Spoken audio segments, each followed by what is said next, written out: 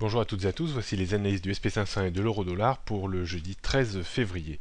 Le SP500, après avoir rebondi sur son support très important à 1730 points, a débordé de nouveau les résistances importantes à 1765 points et surtout 1800-1805 points.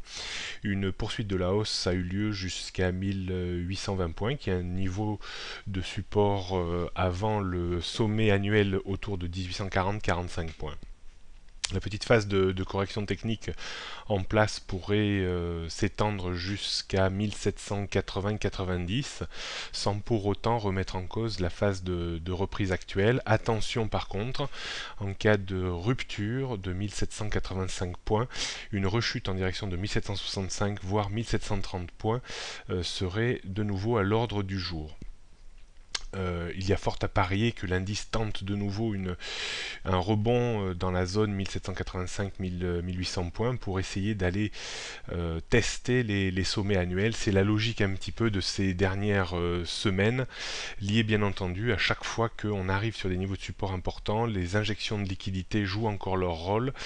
La psychologie des intervenants n'a pas changé quant à ça, la volatilité via le VIX n'a pas débordé 22, donc on reste un petit peu dans les mêmes scénarios que les mois derniers. À chaque fois qu'on arrive sur un niveau de support, on remonte en direction des points hauts et on tente un débordement de ces points hauts.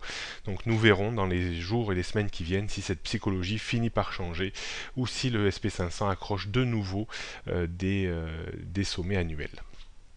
Donc au niveau de la stratégie, des supports et résistances, donc nous avons la première ligne de support 1800-1785 points, avant de nouveau les supports de ces dernières semaines à 1765, 1730 et 1700 points, résistance 1800 points, 1840-45, 1880-1900 points. La tendance du jour reste haussière, bien entendu, au-dessus de 1785 points. Les repères stratégiques, pour le moment, on va être relativement prudent. Il n'y a pas beaucoup de variations dans l'immédiat à aller glaner, compte tenu déjà de la hausse impulsive que l'on a constatée. Donc on va jouer la prudence et on va attendre un petit peu la suite des événements.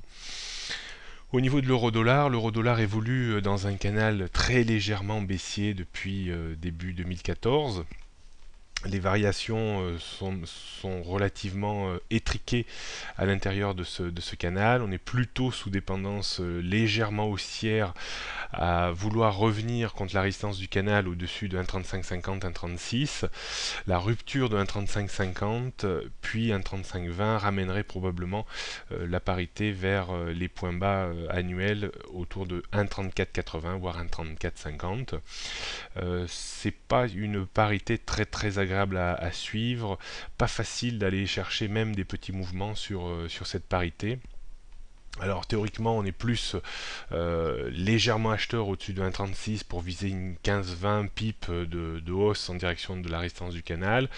En dessous de 1,36 on serait plus vendeur pour aller chercher 1,3550, 1,3520, mais on voit bien hier que les mouvements sont relativement éphémères, de faible amplitude, donc je pense c'est une paire qui reste piégeuse pour le moment et donc il faut faire quand même très attention.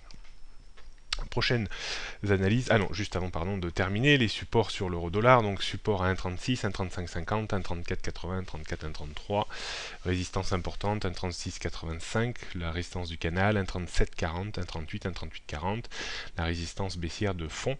La tendance reste haussière, bien qu'on soit dans un canal baissier au-dessus de 1,36. Les stratégies, on les a évoquées pour viser des toutes petites variations. Donc prochaine analyse demain 14 février.